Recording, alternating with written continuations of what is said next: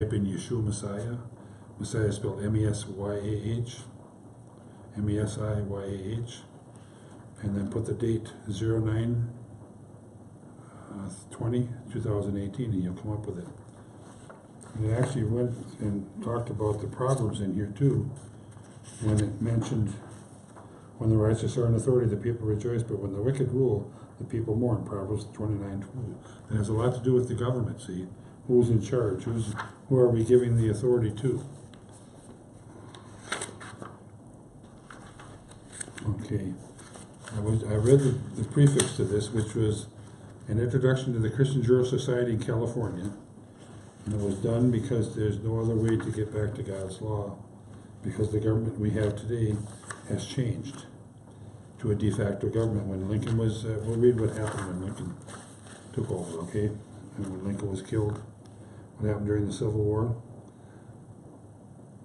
Sine die is a condition that results when legislative bodies adjourn without setting a date, time, and place.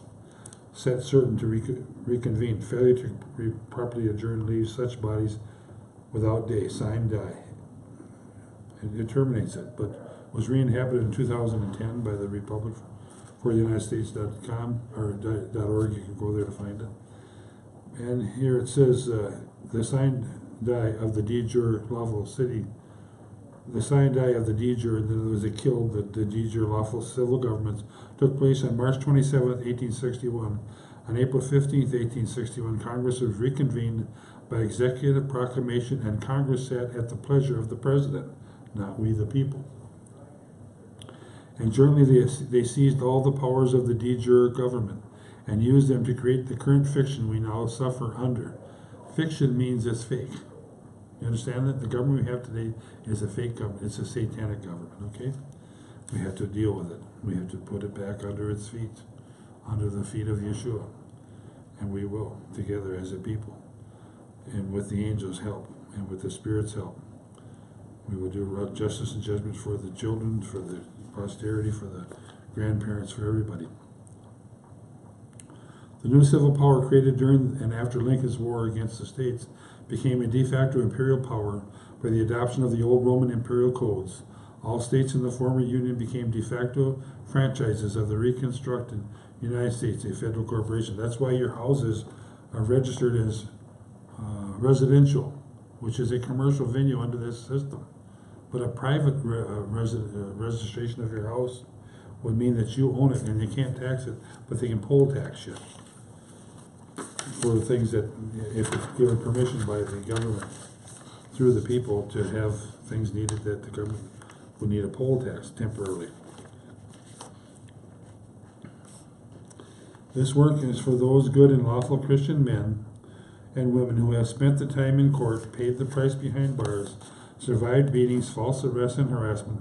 Most are victims of the so-called patriot remedies, common law court scams, uniform commercial codes, Title 42 remedies, and countless others.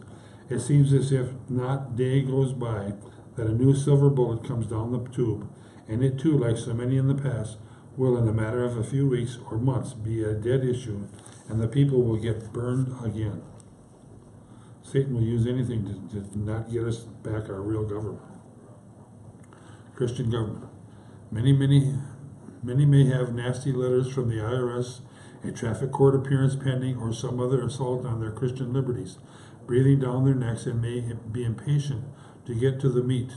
We understand this, and often near panic it can create in the mind and heart, but the section that follows is important. Did I publish this thing? I think I did. Maybe I didn't.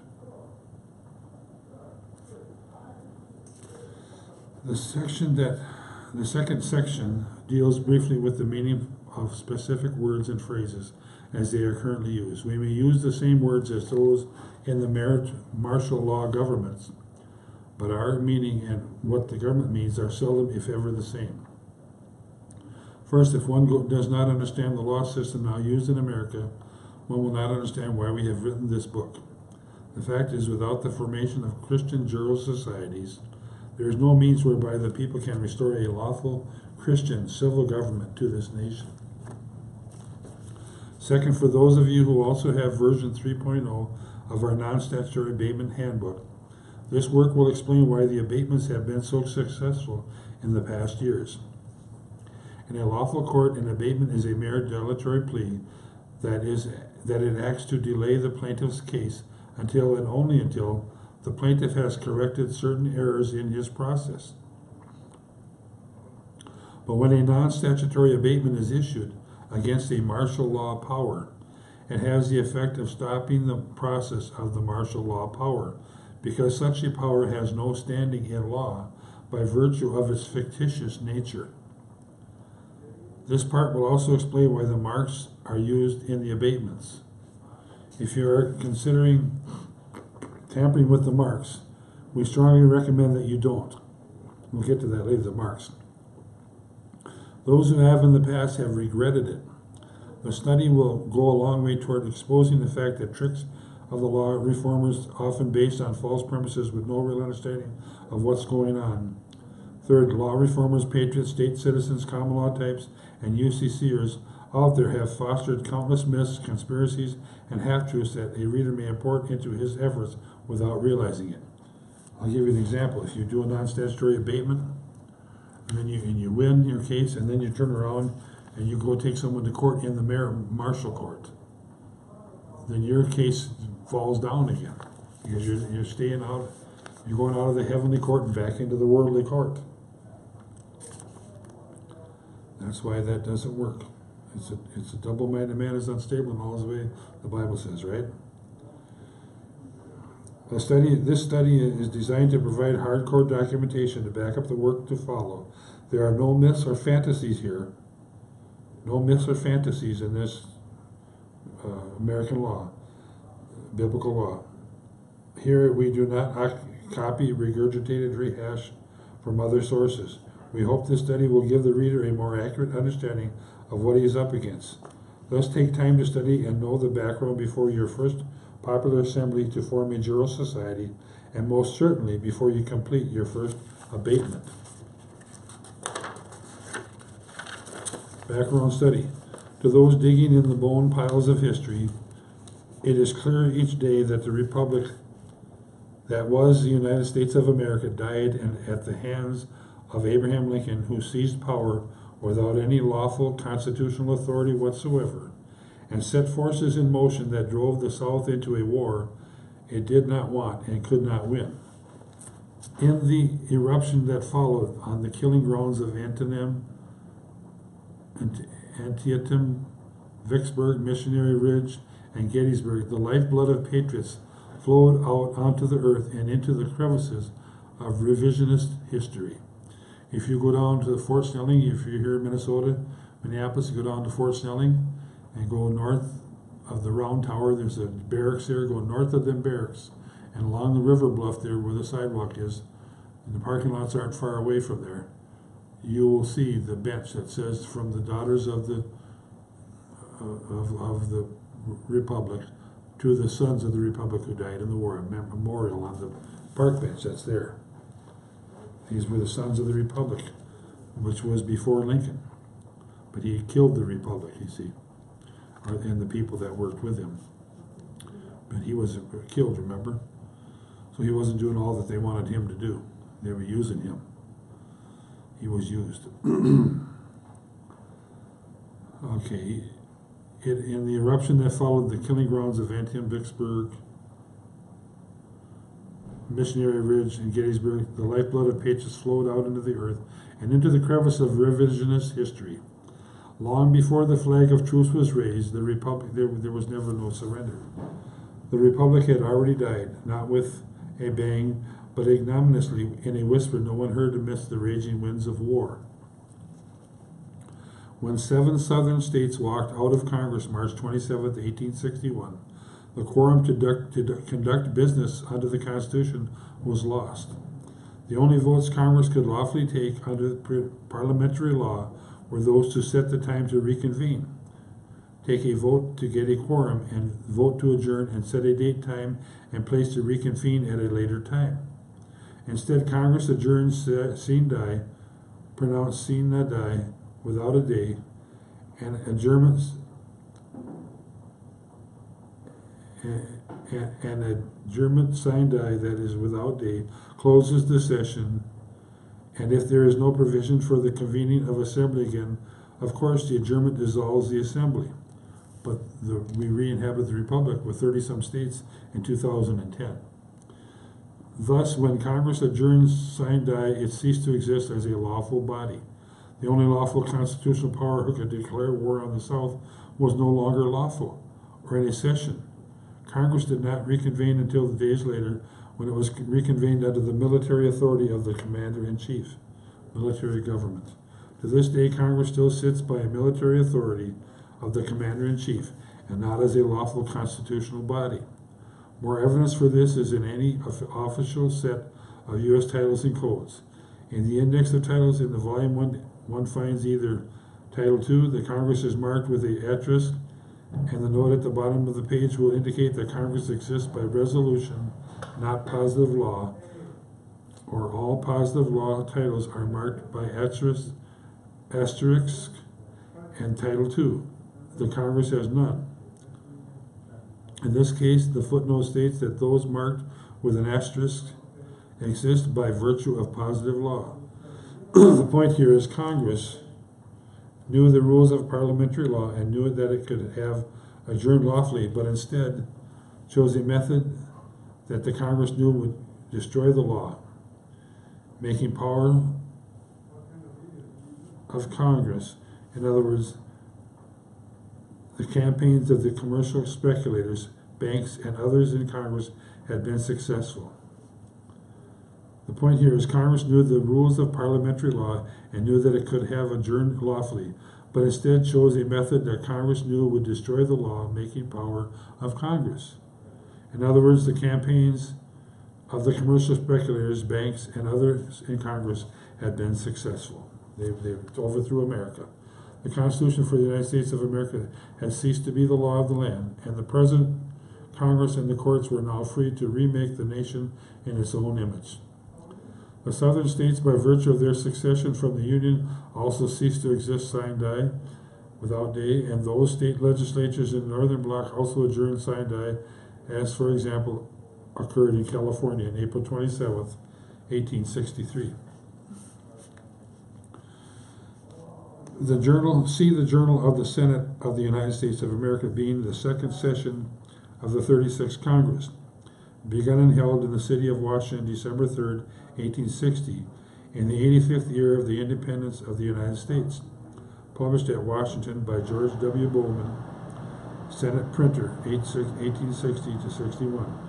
Robert's Rules of Order Revised, 75th Anniversary Edition by General Henry M. Robert, Scott Forsman and Company, Publisher, 1950. Apparently the California legislature could not make up its mind on what day to adjourn sine die, but see, the statutes of California passed at the 14th session of the legislature, 1868, at pages 790 to 91, published by Benjamin P. Avery, State Printer, 1863. Thus all the states who were parties to creating the Constitution ceased to exist, and new states were created in their place as franchises of the federal corporation, so that a new union of the United States could be created. From that time on, all presidents have ruled by executive order. Lincoln wrote only a handful of executive orders during his tenure. Executive Order Number 1, the first ever signed by a president, was executed April 21st, 1861, and called up 75,000 militia. Other executive orders are issued under the authority of the Commander-in-Chief by the Adjutant General, the Treasury, and others. The point is, Lincoln had no authority to issue executive orders, and he knew it. Thus he commissioned a special code to govern his acts under martial law. In fact, the code merely justified his seizure of power. The Lieber Instructions extended the laws of war and international law beyond the borders of Washington, D.C., and for the first time, foreign law onto American soil. That's why your house is registered residential, not private. And they tax the heck out of it. Can you imagine what you could do with, I pay like $1,200 a year, what you can do with that kind of money?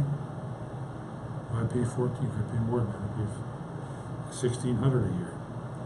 So you end up paying, when you pay that money into I could build a sidewalk for that. A real nice one. In 1 year, then what can I do the next year?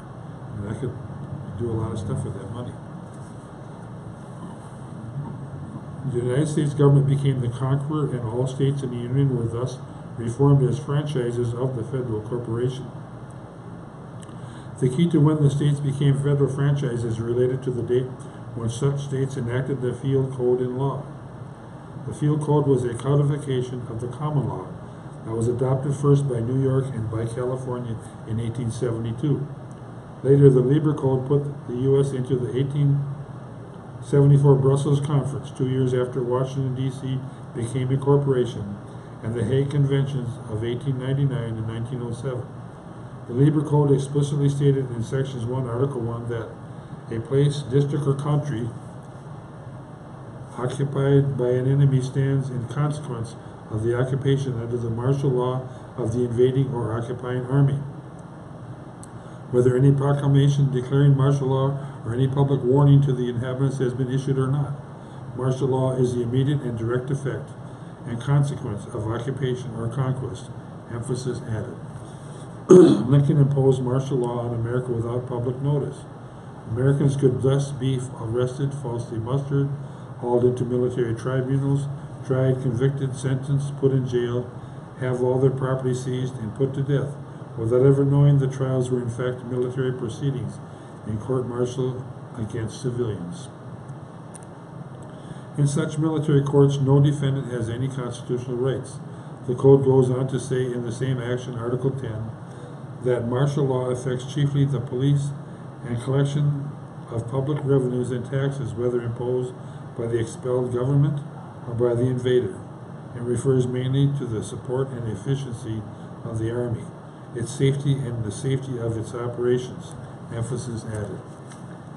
See a compilation of messages and papers of the presidents by James D. Robinson, Volume 7, published by the Bureau of National Literature, Incorporated, New York.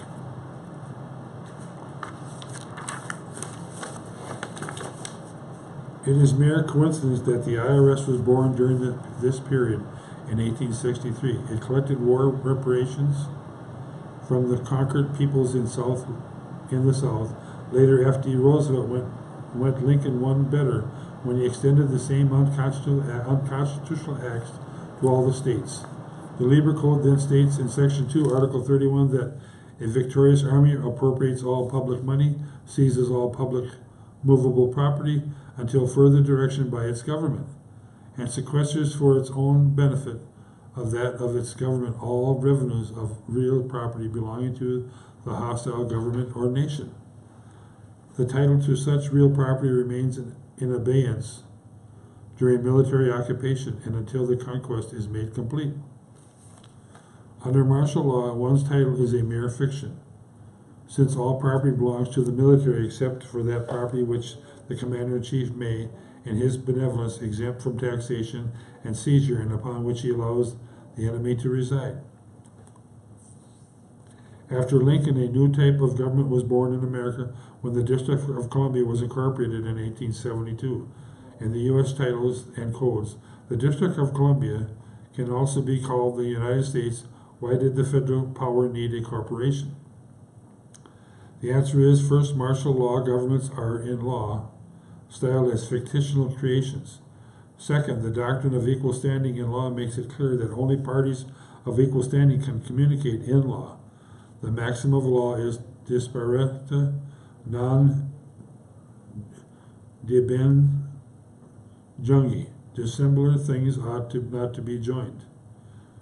Third, since such governments are fictions, they can only deal with fictions, and thus are prohibited from recreating lawful civil authority. That's why they made us fictions with our birth certificate. We are a fictitious entity. And I've reclaimed my name so that the real, true living man can have his rights back. Only the people have the sole exclusive right, power, and authority to alter, abolish, or create a lawful civil government. Therefore, since corporations are also fictions, they become the logical means through which the new government carried on its business. Notice, however, the substance of the government is now gone, and remains only the outward form and appearance. After Lincoln's War ended, the hostilities were declared at an end, and the Labor Code justified keeping martial law a secret. Part of the evidence for the continuation of martial law is seen in an address given by Andrew Johnson, Lincoln's successor, in which he gives his reasons for vetoing the Reconstruction Acts. The veto of the original bill of the 22D of March was based on two district grounds: the interference of Congress in matters strictly appertaining to the reserve powers of the states, and the establishment of military tribunals for the trial of citizens in time of peace, July 19, 1861. The nation was still under martial law, and Congress knew it Congress knew it, though the people have from that day to this been ignorant of the fact, and the U.S. is under no obligation to tell the people. Labor Instructions Supra, page 5. Bovier's Law Dictionary and Concise Encyclopedia by John Bovier, 3rd revision, 8th edition by Francis Rawle, and the 3 volumes published by William S. Hayne Company, Buffalo, New York. I don't know if that helps anyone. Anything regarding their true status, nor to promote reconstruction of the lawful civil authority. Some may call this treason, sedition, or fraud, and these charges are commonly seen in the patriot literature, but in fact it is mere deceit, which is a stratagem of war, and under international law is legal.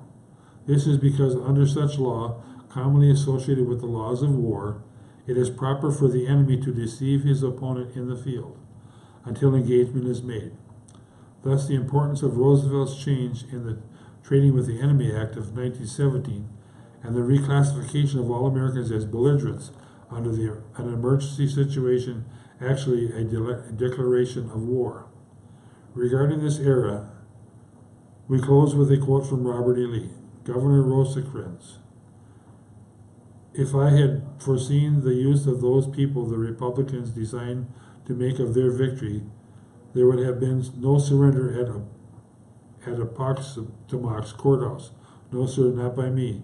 Had I foreseen the results of subjugation, I would have preferred to die at the Appomattox with brave men, my sword in this right hand." I replied to Mr. Lee, "We say that only a battle was lost. The war goes on." That's a quote from Robert E. Lee. If Lincoln, the law of Rome in America. If Lincoln and those who came after him did away with the Constitution, common law, and other law that constituted the traditionally vested right of the people, what was put in its place?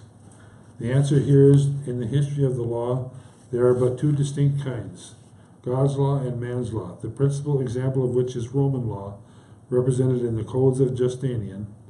The original Constitution for the United States of America as an instrument of common law procedure was through the same law, descended from the law of God through canon law as it developed in England and America. Further, the 3 branches of civil power that were written with checks and balances built in reflected the colonial governments that existed prior to the Constitution. These governments were in turn based upon the dominant form of church government in each colony. Thus, the colonial government of the congregational churches found expression in civil governments dominated by a legislature. Presbyterian churches fostered a civil government that leaned to the judicial side, while the Anglican or Episcopalian forms favored the executive branch. When Lincoln brushed all this law and tradition aside, he replaced it with the only law that was available as a codified whole, with the codified laws of Rome by Justinian. There are some who will ask why Lincoln did not import the civil law of Rome. The answer is the ideal Roman civil law is bogus because Rome was also under the god of Mars. Martial law and was also martial law, and was always a military state in which the Roman legions were used to expand and maintain control of Rome's insatiable commercial appetite. Now you understand why the people are frustrated about the police, because they are actually part of this system. We find today a vast number of parallels between the old Roman codes and the modern codes, of which only a few are mentioned below. First, there is a notation from the Latin, novatio, This concept did not exist in American law before Lincoln's war against the states. Novatation is the extinguishment of a prior debt by a new debt obligation. Today, this is done by birth certificate when a baby's foot is placed thereon. Before it touches the land, the certificate is then recorded at a county recorder, sent to the Secretary of State in the state where the baby is born, exported to the Department of Commerce and Bureau of Census, and the process of converting man's life, labor, and property to an asset of the United States government is in place. Novation is not complete until the child, as adult, voluntarily assents to being a debtor by submitting an application for a benefit, privilege, immunity, or opportunity from any branch of the martial law agency. It does not matter whether it's the Department of Motor Vehicles or the Social Security Administration, the effect is the same. Novation converts a baby's life, liberty, labor, and property to an asset of the United States, a federal corporation, and converts a flesh and blood man or woman created under the substantive law by God to a persona. A fiction, one is now living collateral for debts of the United States corporation who has entered into commerce for some benefit, privilege, etc. from the imperial power. Regulated by military law that benefits bondholders of the debt of the corporation. Third, the persona as a fiction cannot think, speak or see, hear or write, and thus an advocatus, an attorney, is called in to speak for the persona. Fourth, Roman law is the basis of all international and municipal law.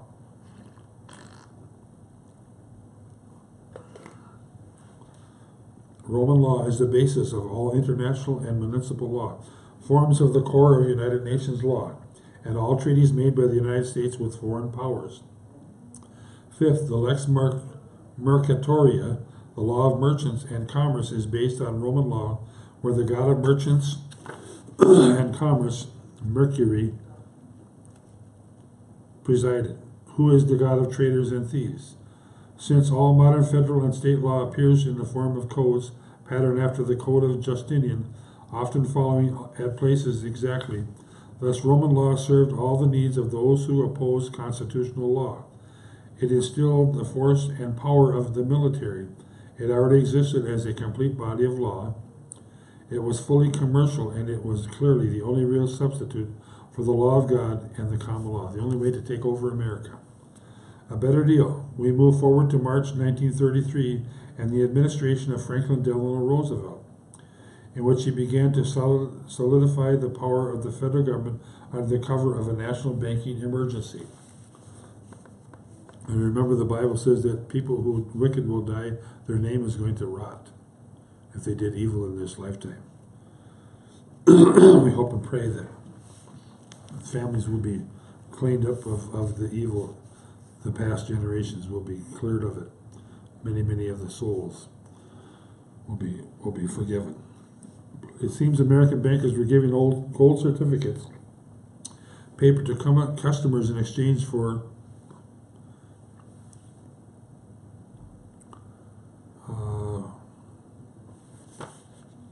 gold coin at $22 an ounce, and reselling the gold to European bankers for $34 an ounce, a tidy 50% profit on each coin. The people discovered this and started demanding gold coin back, but the banks didn't have reserves to meet the demand. President Hoover declined to take federal action and bail them out.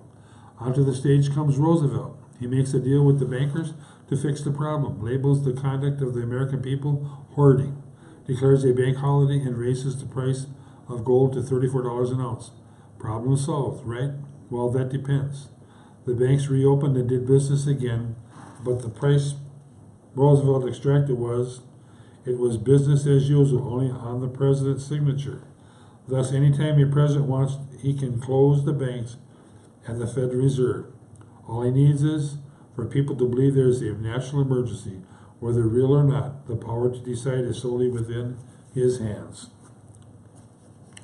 Thus, the annual cash between the federal government and the Federal Reserve, a private bank system, is just eyewash for the people who are supposed to believe that the U.S. government is looking out for the interest of the people. It is in fact more smoke and mirrors. The president can close the Federal Reserve whenever he wants to, if it serves his interest. At any rate, Roosevelt extended emergency powers, and in a flood of executive orders over the next few weeks, he declared all Americans enemies of the United States, converted all acts involving money to commerce that required a license to conduct business, created the tools for the licensure of all Americans and the registration of all automobiles, and many others, all of which were ratified by Congress, usually without debate, in a series of lightning sessions where most of those who voted on the bills never even read them. And thus, this because no one in Congress had the courage to buck the will of the commander-in-chief. Because the application of martial law varied in each state, depending on whether the state was one of the Southern Confederacy or one of the pro-Union states, or came in after Lincoln's war against all states, Roosevelt's actions in effect leveled all state laws to a common standing. Thus, a visit to your nearest law library will show that during the years 1932 to 38, the volumes of acts of the legislatures get very thick and complicated to read as the states attempt to cooperate with the federal power and yet retain some of their own powers. State legislatures did nothing to stop Roosevelt because all benefited from massive increases in state and local taxes that accrued to them under Roosevelt's policies. Roosevelt then packed the Supreme Court. Let's see what we got for time here. With his own men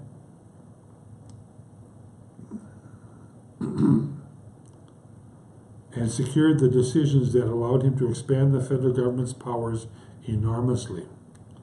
Solely by executive order, he took total control of the nation, and only a president can terminate his own power of executive order. Today, Congress passes no act without the authority of a pre-existing executive order.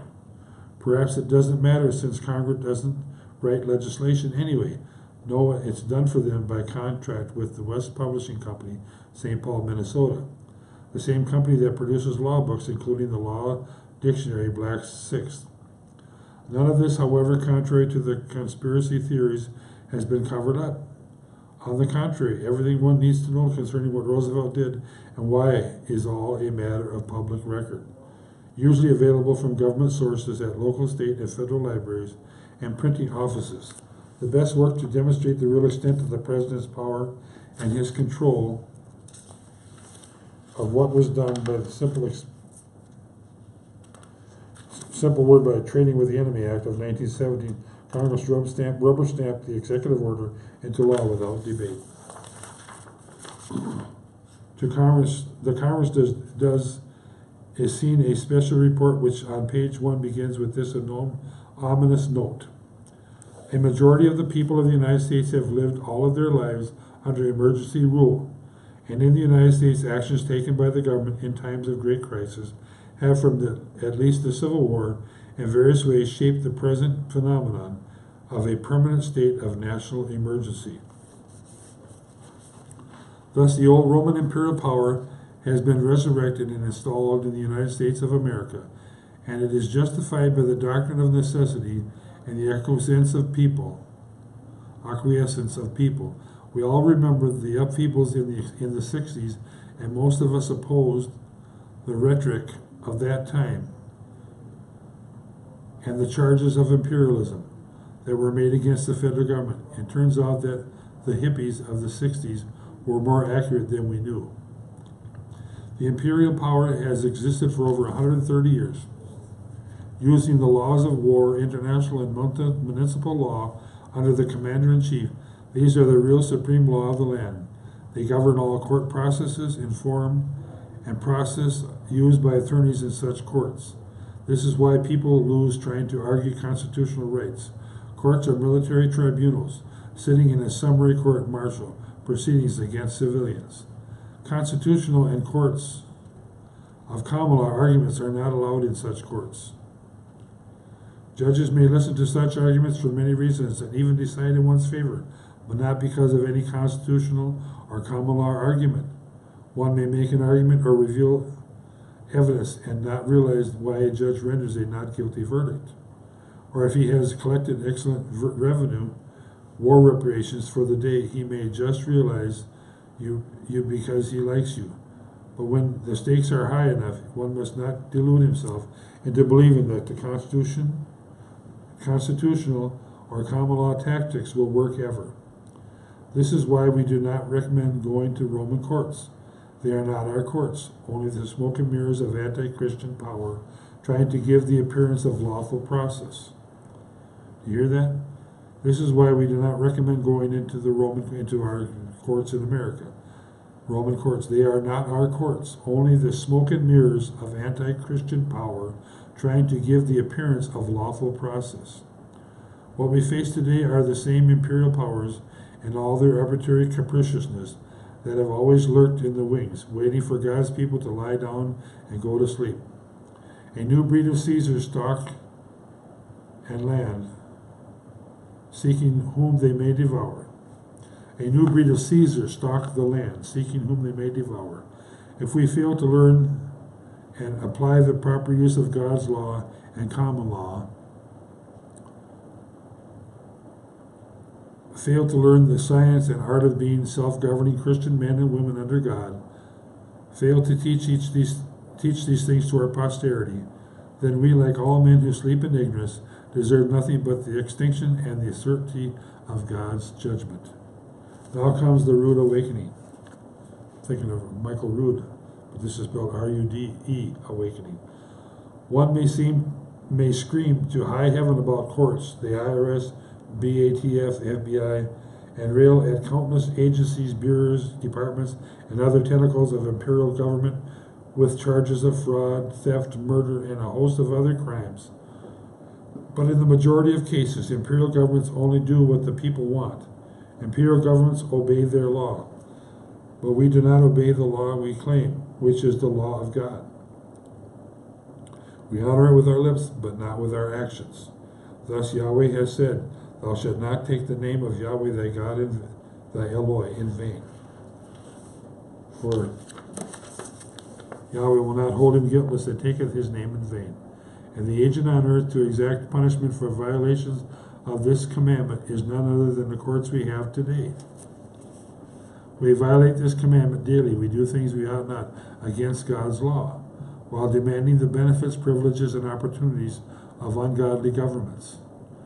Thou shalt take no gift, for the gift blindeth the wise, and perverteth the words of the righteous. It is we who commit the fraud, theft, and other crimes against God if we enter imperial courts. They cannot judge us by our law, but their law. They have no option to do otherwise, because they are under the military authority of the commander-in-chief. Thus Yahweh has said, "Dare any of you, having a matter against another, go to the law before the unjust, and not before the saints." This is not a command to set up our own courts under godly jural societies.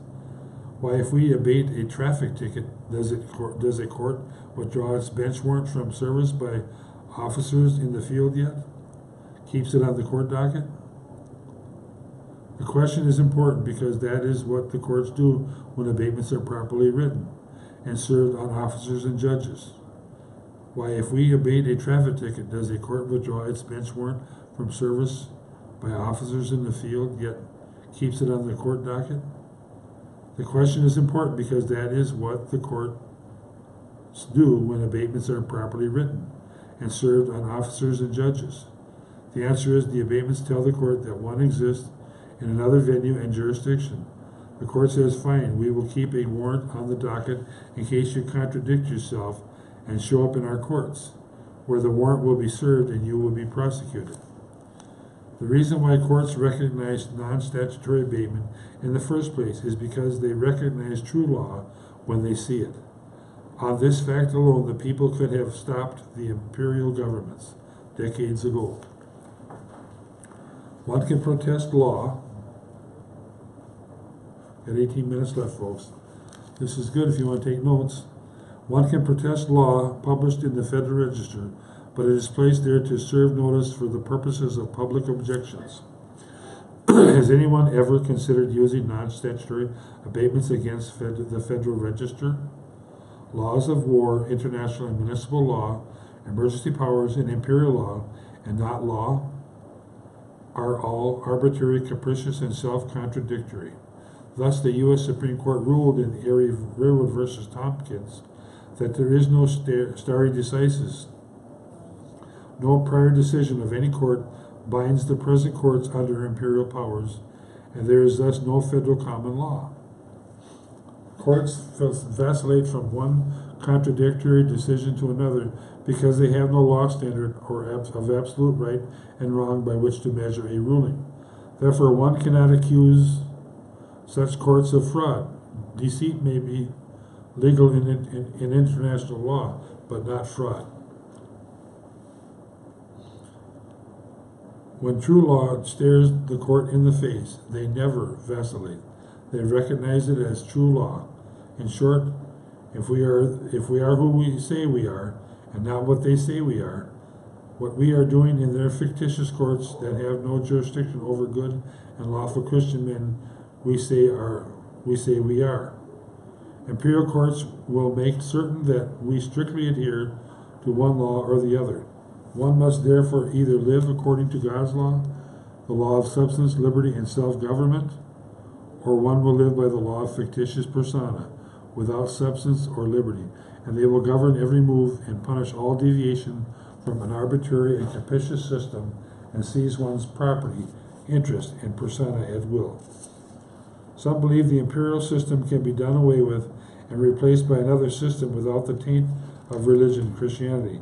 But the history of the world shouts with one voice that such is folly. Men will either be ruled by God or imperial tyrants. You can't have both. Thus, if one claims to be a common law, if one claims to be at common law in a Christian venue, yet lives under the arbitrary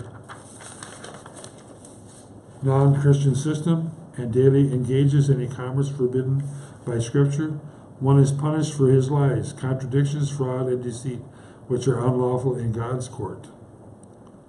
If one claims the benefits of God's law and his providence and still wants benefits from Rome and the god of Mercury in commerce, one deserves what one gets.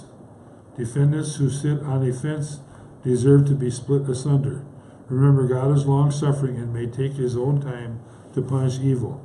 But man wants punishment now, and he has created the courts to fulfill that demand. The Roman gods must be satisfied whenever and in form they demand satisfaction. But he that is surety for a stranger shall smart for it, and he that hateth suretyship is sure. After all is said and done, everyone seems to want to know how it is all going to turn out. But God has said, therefore take no thought for tomorrow should take thought for the things of itself. Sufficient unto the day is the evil thereof. We know that the victory is assured to God's people, and based on the analogy of Scripture, we know that when Israel was returned to after the land of Babylon, that Ezra rediscovered the law, and his first task was to reform the lawful civil power.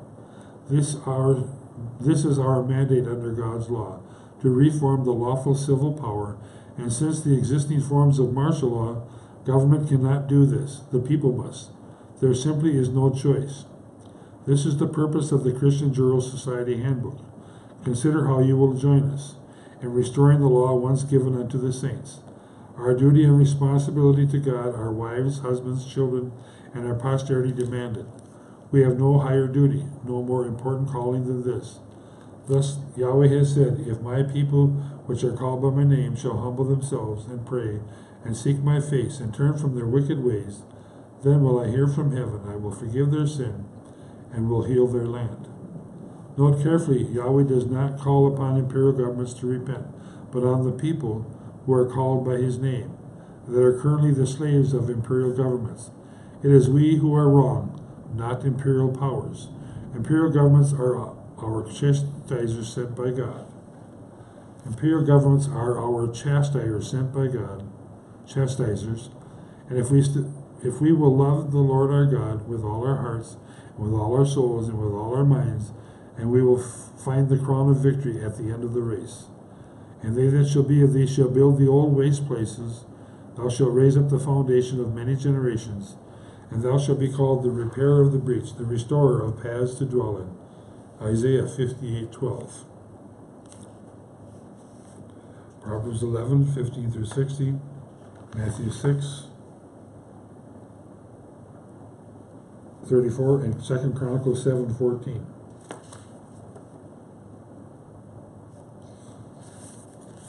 Words and phrases the same, only different. What they have in martial law and in God's law. Most Americans today are ignorant, misinformed, and confused by what's really going on in the law. Today, many who believe they are learned in the law have their rights violated in courts because they do not know they argue cases at cross presuppositions. We argue all cases in law with words and a set of presuppositions that control what we mean by the words. The courts, on the other hand, using the same words, operate from a different set of presuppositions, which changes the meaning of the words and phrases to something entirely different than our common understanding. Under such conditions, we are merely victims in a long line of victims waiting to be fleeced who do not realize that the word games in modern court processes exist to hide the fact that the processes are procedures of all military courts have no basis in law, whatever. The subtitle of this section is the same, only different, draws attention to a central problem in law, where words appear to say one thing but actually mean something entirely different. Note all words in italics are Latin originals, rights. There are a variety of rights in law, but their meaning and usage is different depending on many factors. Thus, there are rights at law, rights in law, civil rights, natural rights, constitutional rights, perfect and imperfect, primary and secondary, and subcategories in all. But in the sense we use the word rights, we generally mean something within our prerogative to do or not to do, which is not contrary to God's law. Of course, all others would have the same prerogative. From the Christian perspective, rights come from God and are the heritage of all Christians everywhere. And it is our first duty to obey God rather than men. From natural man's perspective, rights from the civil power and are known as civil rights. In the common law of England and America, rights and duties came from God and were known by the practice and customs of the people as they worked out their salvation in fear and trembling. This law is known in Latin as lex non scripta, the law not written, for it is written on the here of the Christian man and woman. Heart. Civil rights are not really rights at all, because what a civil power gives can also be taken away. Thus, political rhetoric on civil rights, the extending of them to everyone, is vital to the continued success of the present forms of control over citizens who opt for civil rights, rather than stand as self-governing men under God's laws. It explains why civil rights are political privileges. No law compels any politician to grant them. It's foolish to go claiming civil rights if you're just a slave. Privileges. Privilege often suggests something suspect, and that privileges are somehow different from other people. But in fact, it all depends on what kind of privilege we're talking about. In man's law, the privilege of citizens, for example, are different than those for aliens. Privileges of God's law and common law are different from those bestowed under codes, ordinances, rules, and regulations. Privileges can therefore also be right. Black's Law Dictionary defines privilege in many ways, a particular and peculiar benefit or advantage enjoyed by a person, company, or class beyond the common advantage of other citizens, and as an exceptional or extraordinary power of exemption. Privileges are defined by usage in civil statute and maritime law. Privileges are necessary in parliamentary law, or there could be no ordered way to conduct business. All privilege granted by the civil powers are fully taxable always, otherwise there is no reason for a civil power to grant them. You can tax all your privileges. The ultimate privilege of salvation in Christ comes from God and is granted only to some, and not to others, by virtue of God's predestinating prerogative. Often what privilege one may exercise depends on which jurisdiction controls the specific man. What some do in freely exercising privileges may require the permission of civil powers for the others to do. It may be the same privilege in both cases. The question turns on what privilege is being exercised and who is exercising it. Particularly, this is so with respect to the so-called right to travel versus the license to drive. In fact, under martial powers, everyone has a right to travel, but only under a license. This is contrary to what is commonly taught in the law reform movement, because they do not understand that since all commerce is regulatable under martial law, and that traveling is a right specifically available only to salesmen and immigrants. The specific phrase that should be used by the law reformer is not the right to travel, but the liberty to use the common ways. The former is a commercial term. The latter is a term in common law. Ultimately, the meaning of the privilege depends on whether or not it is granted by God or man. On this question turns the entire meaning of privilege. If granted by God, it is not triable in any court. If granted by civil power, it is triable by any court so designated as the trier of fact. Or we're separating Satan from God today, are we not? And I hope this is helping you people out there. You can try to get a hold of this book. It's an introduction to the Christian Juror Society.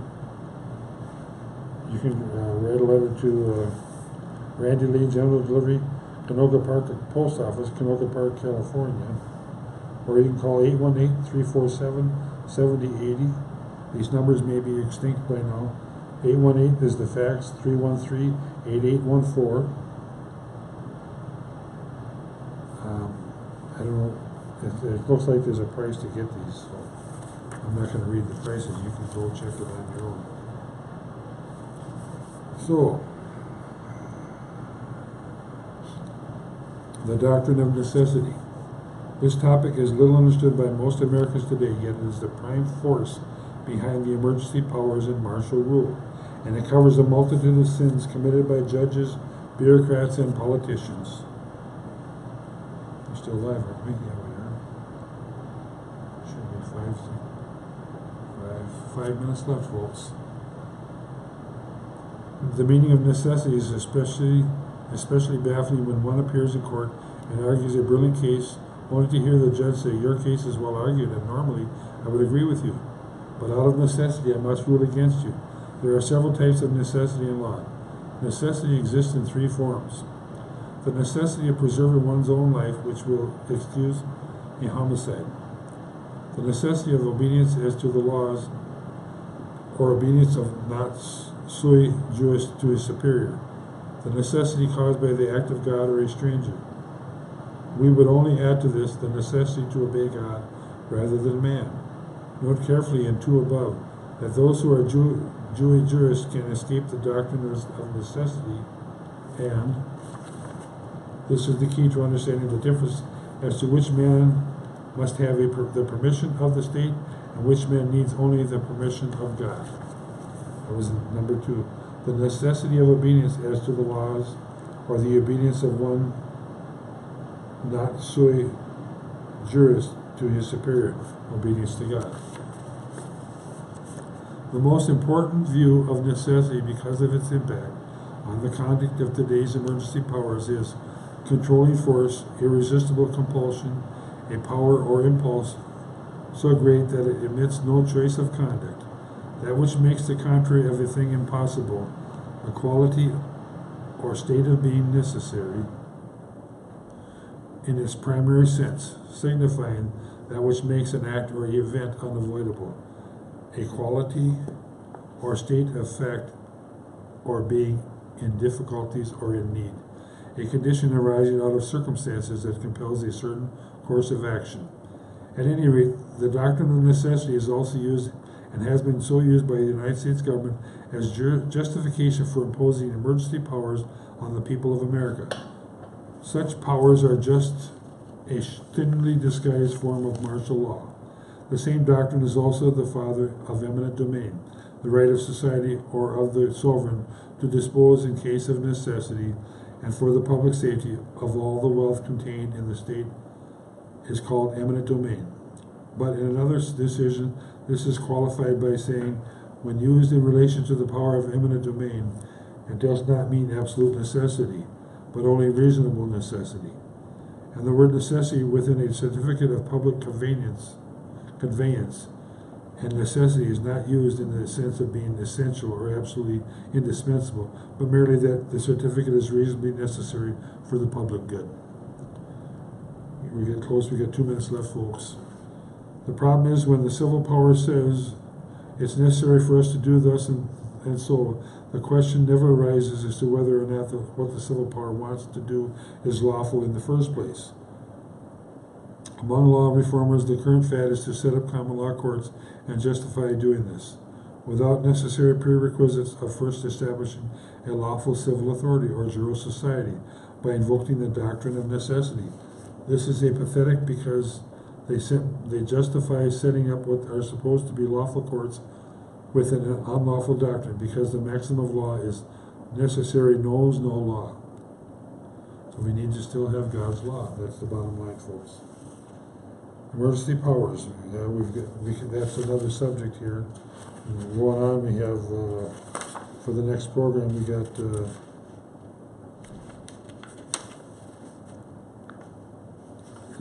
emergency powers is quite long.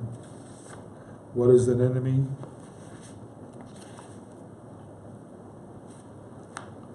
Person, human being, natural person, natural man. We're studying about that next time. De facto, de jure, and republican forms of civil governments.